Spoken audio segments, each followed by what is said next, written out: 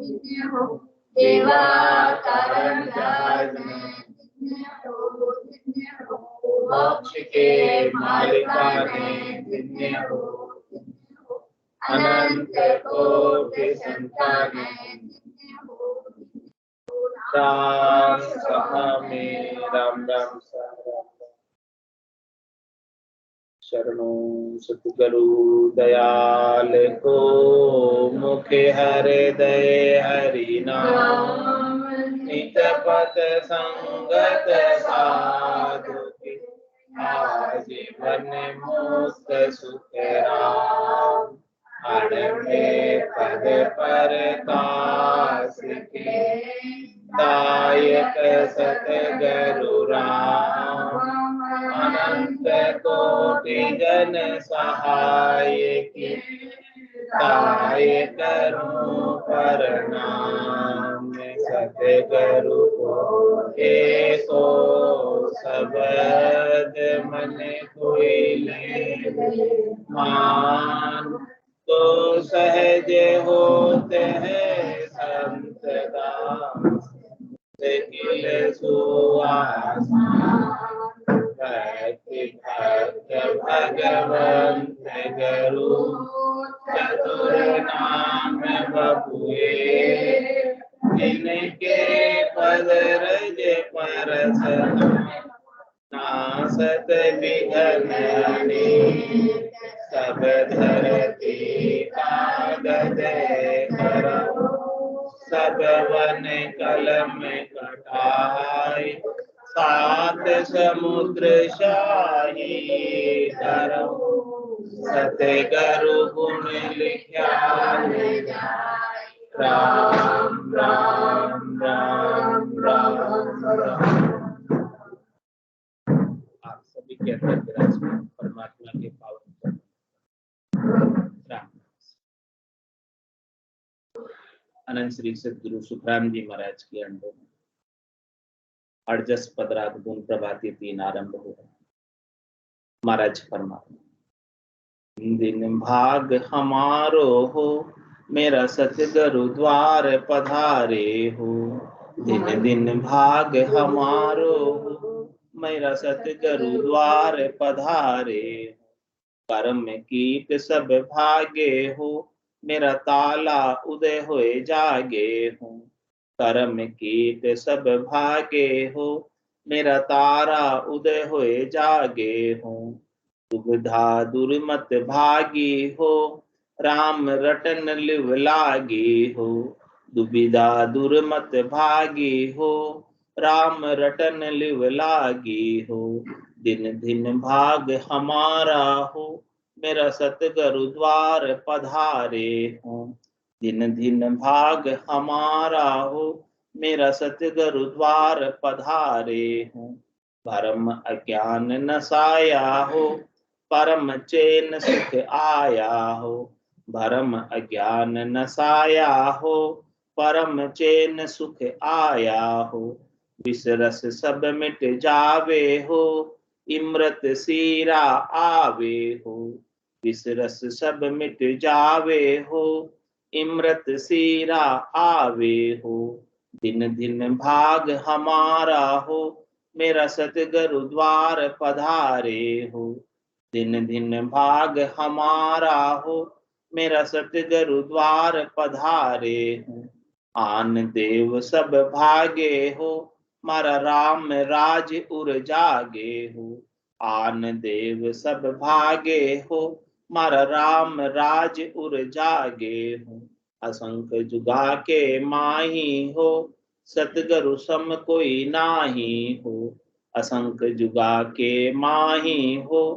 सतगुरु सम कोई नाही हो दिन दिन भाग हमारा हो मेरा सतगुरु द्वार पधारे हो दिन दिन भाग हमारा हो मेरा सतगुरु द्वार पधारे हो तासा सोग मिटाया हो जागर सतगुरु आया हो सासा सोग मिटाया हो जागर सतगुरु आया हो वेद पुराण सरावे हो गुरु महिमा हर गावे हो वेद कुरान सरावे हो, गुरु महिमा हर गावे हो। दिन दिन भाग हमारा हो, मेरा सतगुरु द्वार पधारे हो। दिन दिन भाग हमारा हो, मेरा सतगुरु द्वार पधारे हो। कह सुख राम सुनाई हो, बुरा सम नहीं धर्माई हो। कह सुख राम सुनाई हो, बुरा सम नहीं धर्माई हो। दिन दिन भाग हमारा हो, मेरा सतगुरु द्वार पधारे हो। दिन दिन भाग हमारा हो, मेरा सतगुरु द्वार पधारे हो। शिष्य कह रहा है कि आज हमारा भाग्य दिन है कि हमारे ऐसे अद्भुत विलक्षण केवल का ज्ञान बख्शिश करने वाले संत सद्गुरु केवली भगवंत हमारे द्वार पर पधारे हैं, हमारे नगर में पधारे हैं, हमारे गांव में पधारे हैं, हमारे मोहल्ले में पधारे हैं, हमारे घर पर पधारे हैं। तो हमारा भाग्य बड़ा दिन है। ऐसे पहुंचे हुए संत सद्गुरु केवली भगवंतों के दर्शन भी दुर्लभ होते हैं, क्योंकि इनका मिलना भी दुर्लभ है। ऐसे केवल्य के ज्ञान को धारण किए हुए जन बिरले ही जन हैं, बहुत कम संख्या में है। बाकी तीन लोक के फल की प्राप्ति का ज्ञान तो बहुतायता से मिल जाएगा। जिस प्रकार से किराने की दुकान गली गली में होती है, लेकिन हीरे की दुकान विशेष बहुत कम जगह। तो महाराज कह रहे हैं कि जो ये केवल का ज्ञान है वो हीरे के समान कीमती है, अमोलक, लेकिन अपन उसकी कीमत समझते नहीं, कीमत जानते नहीं। हीरे की परख किसको होती है? जोरी को ही होती है। पहचान सबको नहीं है हीरे की, परख सबको नहीं है। किराने के सामान में तो सब समझते हैं, खाने पीने की चीजों में सब जानते हैं, संसार की सुख सुविधा की चीजों को सब जानते हैं, उसकी प्राप्ति का उपाय सब करते हैं, लेकिन इस आत्मा के कल्याण का कार्य कौन करेगा? इस आत्मा के कल्याण का कार्य तब ही संभव है जब ऐसे सातवें सद्गुरु मिले। 6 सद्गुरु तक तो ये कार्य संभव नहीं है। 6 सद्गुरु, प्रथम गुरु पिता कही, द्वितीय गुरु माता, तृतीय गुरु दाई, चतुर्थ गुरु नाई, पंचम गुरु ब्राह्मण और षष्ठम गुरु खंत। यहाँ तक के गुरु तो आपको 3 लोक में सुखपूर्वक, संसार में सुखपूर्वक रहने की कला, रहने का ज्ञान बता सकते, इसमें कोई दोहराई वाली बात नहीं। तो जब तक संसार में रहना है तब तक इन सब की भी आवश्यकता है। लेकिन महाराज कह रहे कि इन सब की आवश्यकता की आप पूर्ति तो कर लोगे, लेकिन केवल इस आवश्यकता की पूर्ति करने से ही आपका काम होने वाला, इससे आगे का ज्ञान भी चाहिए। परम पद प्राप्ति का ज्ञान चाहिए, केवल पद प्राप्ति का ज्ञान चाहिए। वो ज्ञान केवल और केवल सद्गुरु के पास ही है, दूसरों के पास है ही नहीं। जिसके पास जो ज्ञान है ही नहीं तो कहां से दे सकते? जिसके पास जो चीज है वो आपको दे सकते। तो पहले सद्गुरु करने से पहले अपने को, गुरु करने से पहले अपने को देखना चाहिए कि अपने को कहां तक पहुंचना है, अपनी मंजिल क्या है, जाना कहां है। उसके पश्चात वो मार्ग पकड़ना चाहिए जिस मार्ग से वो मंजिल आती है। ऐसे सद्गुरु को करना चाहिए, ऐसे सद्गुरु के ज्ञान को धारण करना चाहिए, जिस ज्ञान को धारण करने से ये आत्मा परमात्मा की प्राप्ति कर ले।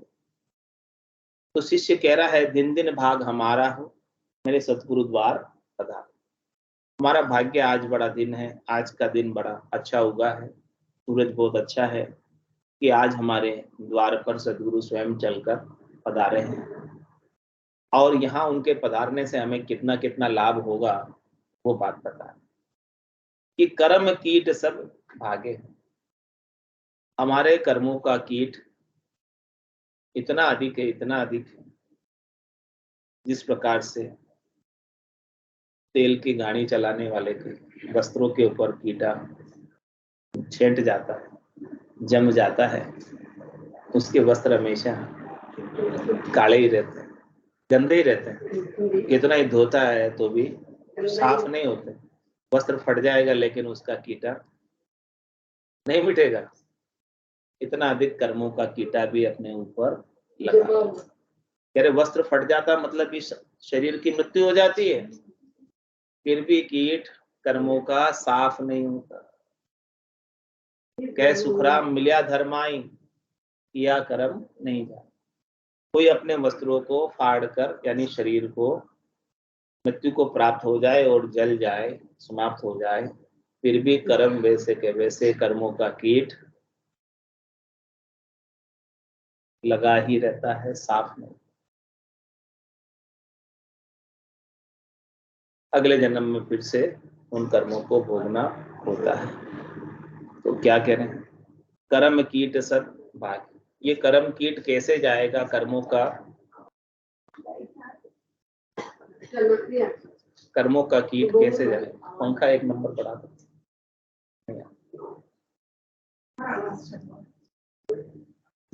तो कर्म कीट सब भागे हो, तो सदगुरु की कृपा से ऐसा भजन का भेद हमको देंगे, उस भजन के भेद से हमारे अनंत जन्मों के कर्म है वो कीट साफ हो जाए, खुल जाए।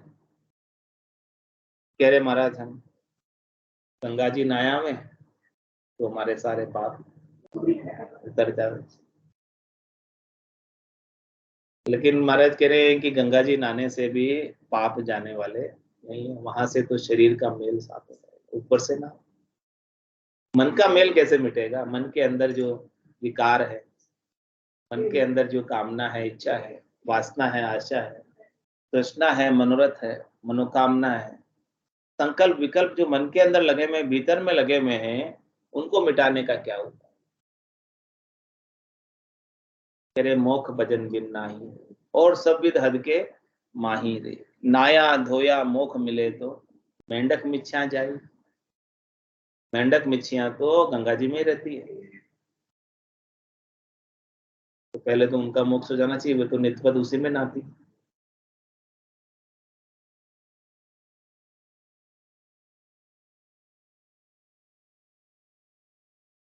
तो जब तक मन के मेल नहीं मिटेंगे, मन के विकार नहीं मिटेंगे, भीतर के काम क्रोध लोभ मोह अहंकार से ये आत्मा न्यारी नहीं होगी, अलग नहीं होगी, तब तक तो इसका जाना और आना लगा ही रहेगा। लेकिन सदगुरु की कृपा से, सदगुरु के ज्ञान से कर्म कीट सब भाग। हमारे अनंत जन्मों के कर्मों का जो कीट लगा हुआ है, कीचड़ लगा हुआ है, कादा लगा हुआ है, वो सब भाग जाता है।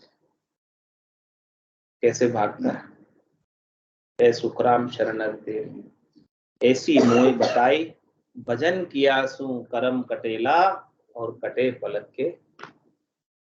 भजन के पराक्रम से कर्म करते हैं, भजन सु वासना जड़ जाए, दूसरों और कोई नहीं है उपाय। भीतर के विकारों को साफ करने का एक ही उपाय है कि राम जी के नाम का सदगुरु विधि से सुमरण हो गए और उस सुमरण का आनंद प्राप्त हो। उस आनंद में, उस ब्रह्म की अग्नि में सारा कीट कर्मों का जलकर राख हो जाता है, कुछ उसके सामने बच नहीं पाता है। आग जब लगती है तो सब समाप्त हो जाता है, सब स्वाहा हो जाता है आग में। अच्छी वस्तु भी जल जाती है, बुरी वस्तु भी जल जाती है। आग ये नहीं देखती कि अच्छी अच्छी को बचा लूं, बुरी बुरी को जला दूं। आग तो लगी है तो सबको स्वाहा करेगी। इसी प्रकार से इस ब्रह्म की अग्नि जब भीतर में प्रज्वलित हो जाती है, जागृत हो जाती है, राम जी के नाम की सुमरण की अग्नि के अंदर अपने जितने भी कर्म हैं, शुभ अशुभ, सब कर्मों का नाश होता है। एक भी कर्म कोई बाकी रहा तो उसको भोगने के लिए फिर से शरीर धरकर आना होता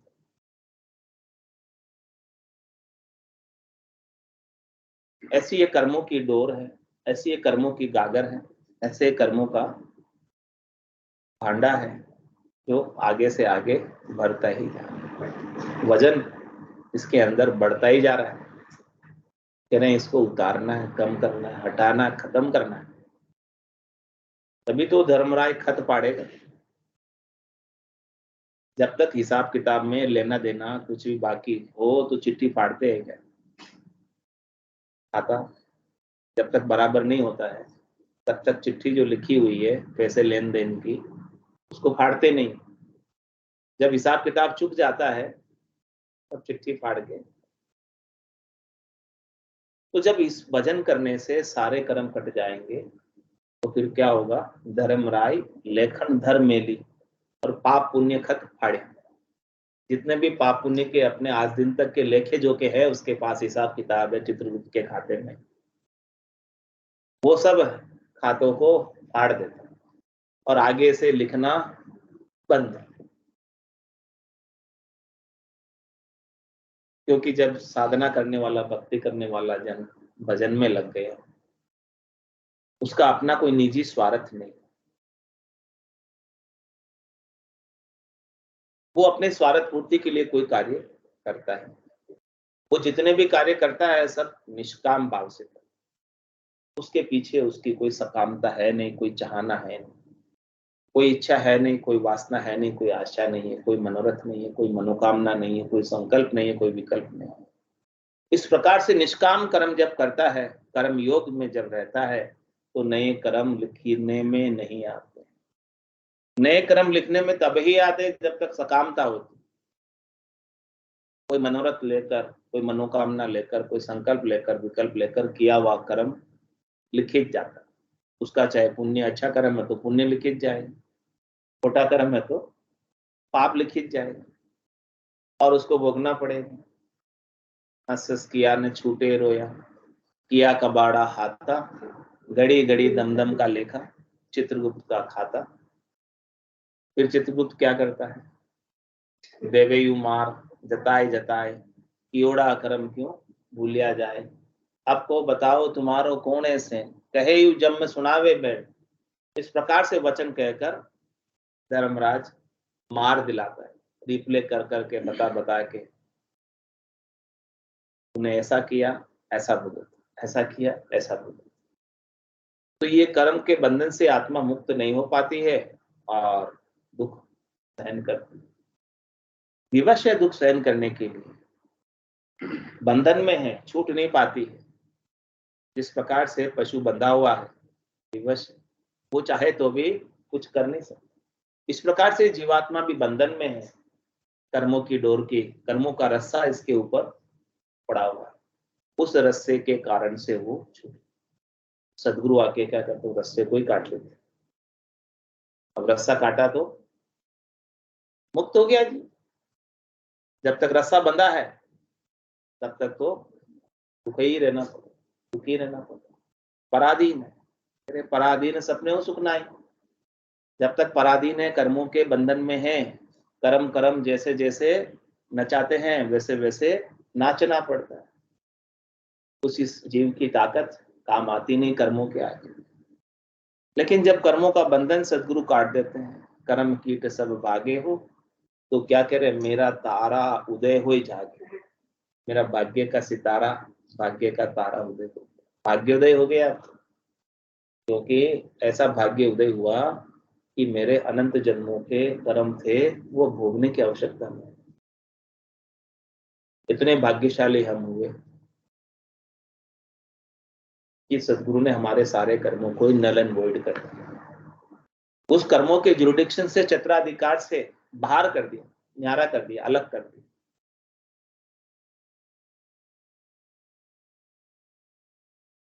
मैं बड़ा भाग्यशाली हुआ कि हमें ऐसे सदगुरु मिले और उनका ज्ञान प्राप्त हुआ, और उस ज्ञान के पराक्रम से हमारे सारे कर्म कटे, और कर्मों के कटने के कारण धर्मराय के एरिया से हम बाहर हो गए। अब चौथे पद के, आनंद पद के, केवल पद के वासी हो गए। वहां हम परम विश्राम में आनंद मनाते हैं, केड़ करते हैं। 10वें द्वार करे हंस केड़ा, अनंत कोट संतन का मेला। वहां सब संत ही विराजे हैं, संतों का ही मेला है, अनंतों ही करोड़ों ही संत इस प्रकार से सदगुरु की अगासता को धारण करके, इस ज्ञान को प्राप्त करके उस पद में पहुंचे। तो हमें भी उस पद को प्राप्त करना है। तभी समझो कि आपके भाग्य का तारा उदय हुआ है, आप बड़े सौभाग्यशाली हैं, आपका भाग्योदय हो गया, ऐसा ज्ञान प्राप्त हो गया। संसार के धन संपत्ति वैभव सुख मिलने से भाग्योदय मत मान। भाग्योदय तो ऐसे सदगुरु के ज्ञान की प्राप्ति से होता है, क्योंकि संसार की सुख संपत्ति वैभव तो कितने भी मिल जाए फिर भी वो अंत तो गत्वा चली ही जाती है। या तो आप उसे छोड़कर चले जाएंगे या वो आपको छोड़ के चले जाएंगे, दो में से एक बात निश्चित है, होने ही है। तो उसे भाग्योदय नहीं मान सकते। भाग्योदय तो तभी मान सकते हैं कि जब ऐसी अद्भुत विलक्षण चीज मिल जाए जो कभी अपने से अलग हो ही नहीं, कभी खुटे ही नहीं, उसका आनंद कभी समाप्त हो ही नहीं। जो सुख चाहे तू सदा शरण राम की ले, ये नानक मेरे मना ये दुर्लभ मानुष। सुख का सागर राम है, दुख का भंजन राम चरण तजिए नहीं तजिए भारत। तू मेरा भाग्य का तारा सितारा स्टार हमारे अच्छे हो गए, ग्रह नक्षत्र हमारे सारे बढ़िया हो गए हैं। अब राहु केतु शनि ये कोई अब दुख नहीं देते।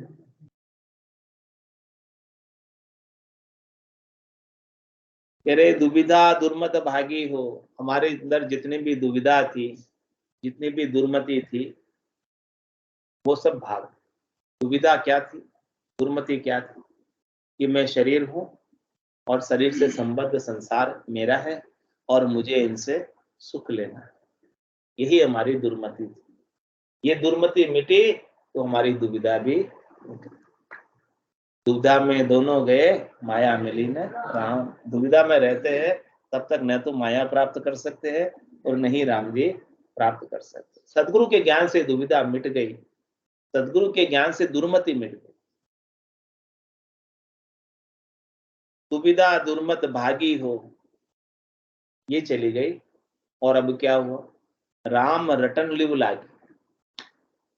जो सत्य चीज है, खास चीज है, मुख्य चीज है, आनंद की चीज है, लिवबंद सुमरण सदगुरु की कृपा से हमारे गट के भीतर जागृत।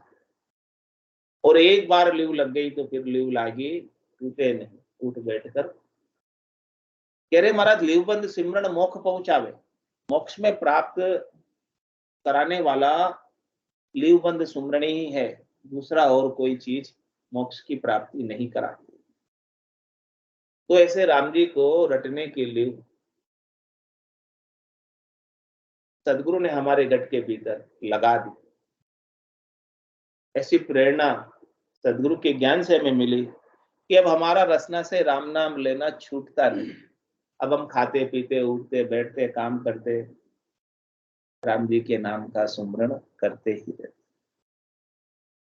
आत काम मुख राम हृदय साची प्रीत दरिया गस्ती साधकी आही उत्तम। मेरे गृहस्थ का सब काम कर रहे हैं, कोई काम नहीं छोड़ा, दुकान का धंधे का सब काम कर रहे हैं, कोई काम नहीं छोड़ा, लेकिन इस रसना से राम नाम का उच्चारण और हृदय से परमात्मा के प्रति सच्ची प्रीत, ऐसी हमारी लिव लग गई। ऐसे हमारे लिवबंद सुमरण का आनंद, परमात्मा से तार जुड़ गए, परमात्मा से हमारा संबंध हो गया और परमात्मा का संबंध ही आपका सच्चा संबंध है। बाकी संसार के जितने भी संबंध हैं, रिश्ते हैं, नाते हैं, वो सब थोड़ी देर के हैं। पिछले जन्म में आपके रिश्ते नाते दूसरे थे, इस जन्म में रिश्ते नाते सब बदल गए। अगला जन्म फिर धरोगे तो फिर बदल जाएंगे। कोई स्थायी नहीं है संसार के रिश्ते नाते।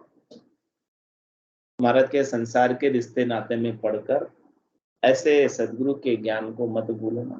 राम जी के नाम के सुमरण को जो जिसके साथ आपका सच्चा रिश्ता है उसको मत भूलना। बाकी तो सब रिश्ते बदल ही जाने वाले हैं। जग को हेत सकल दुखदायक जासंग सुख मत जान, सुखदायक सतसंगत जुग में सदगुरु शरण पिछान।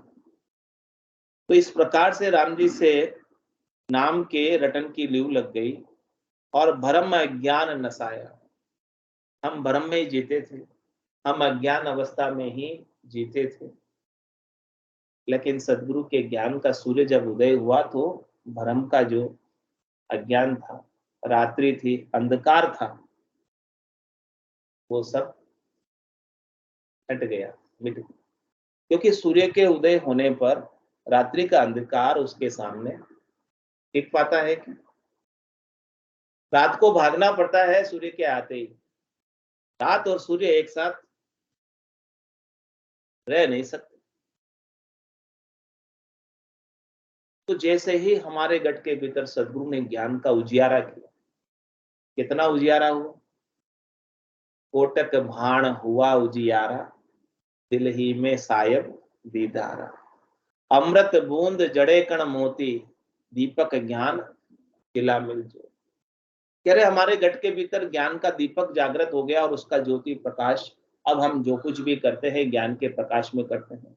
और ये दीपक कैसा है? बिना ही तेल और बिना ही बाती का दीपक है। तेल और बाती से दीपक करोगे तो खत्म होने पर क्या होगा? बाती के जल जाने पर क्या होगा? खंडित हो जाएगा, बुझ जाएगा। लेकिन सदगुरु के ज्ञान के दीपक कभी बुझता ही नहीं, क्योंकि ये भीतर में है और इसे हवा का भी डर नहीं है। बाहर तो दीपक हवा का झोंका आएगा, बुझ जाएगा।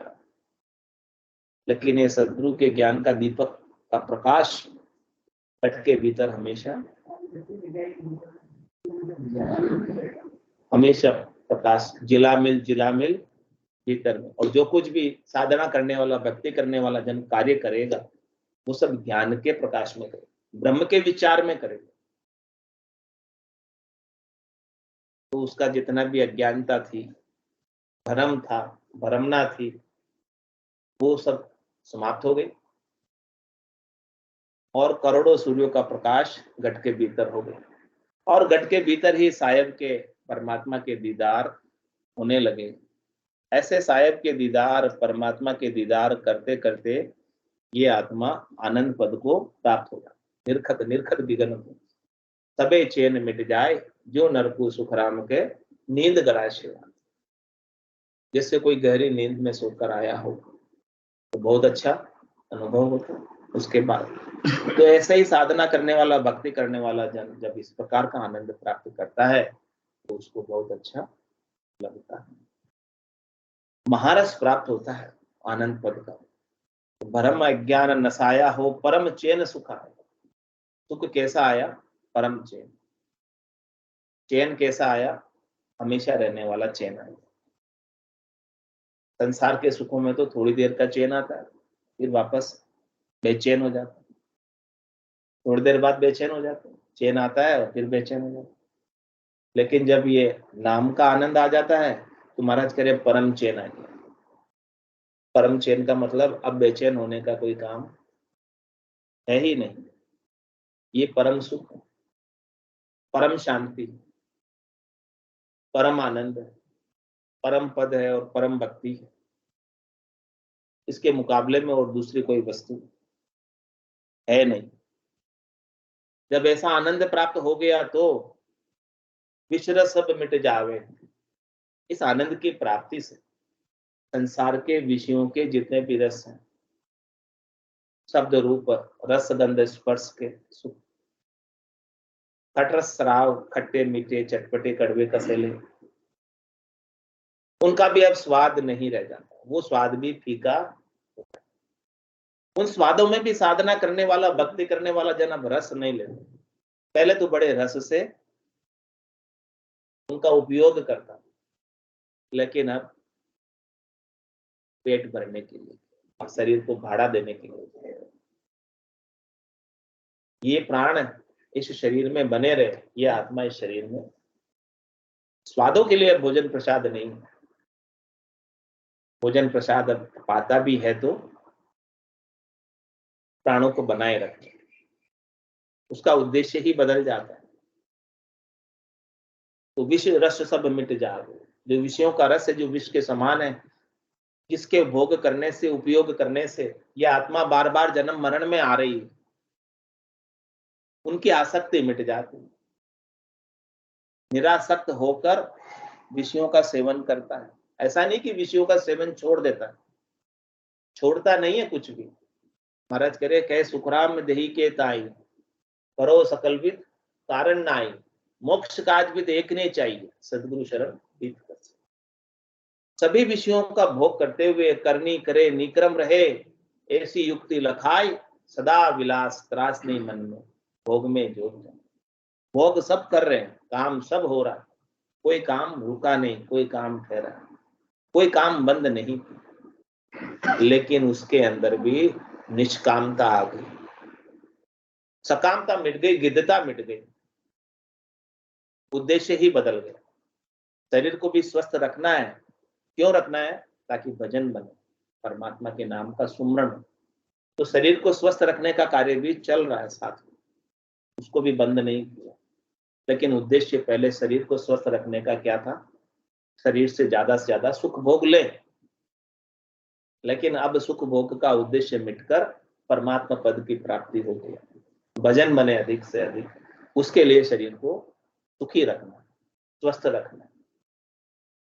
तो विषरस सब मिट जावे हो, और क्या कह रहे? नाम की इमृत सीरा आवे। इमृत की सीरे, सुखमण कलश अमी भर लाई, जिगमिग जिगमिग मंदिर में।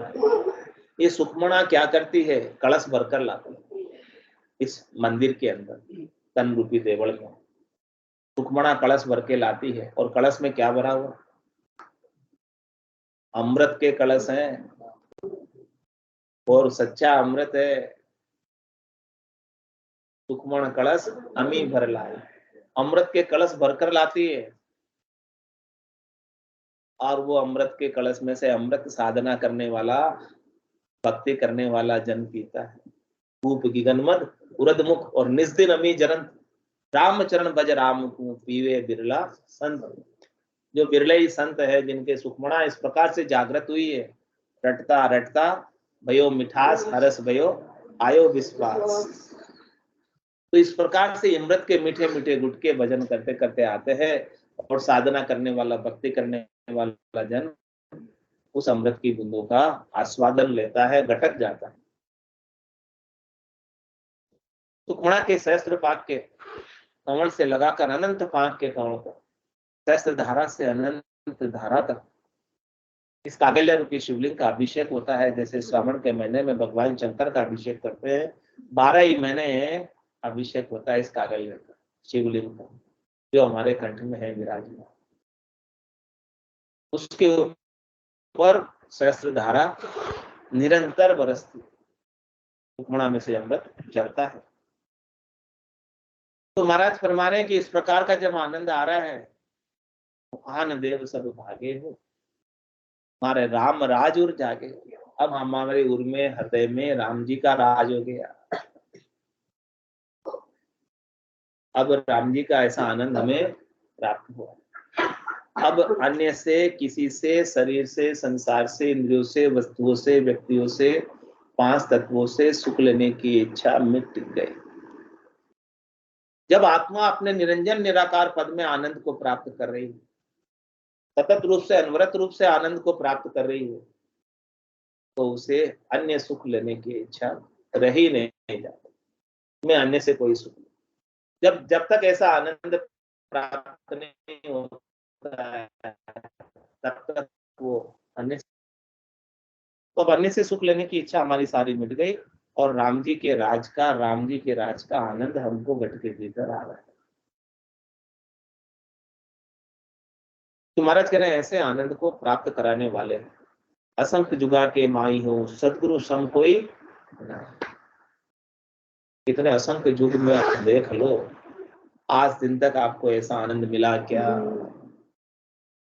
असंख्य युग बीत गए इस आत्मा को, आज से पहले, तभी तो इधर है, नहीं तो इधर थोड़ी होते, यहाँ थोड़ी दिखाई दे रहे हो।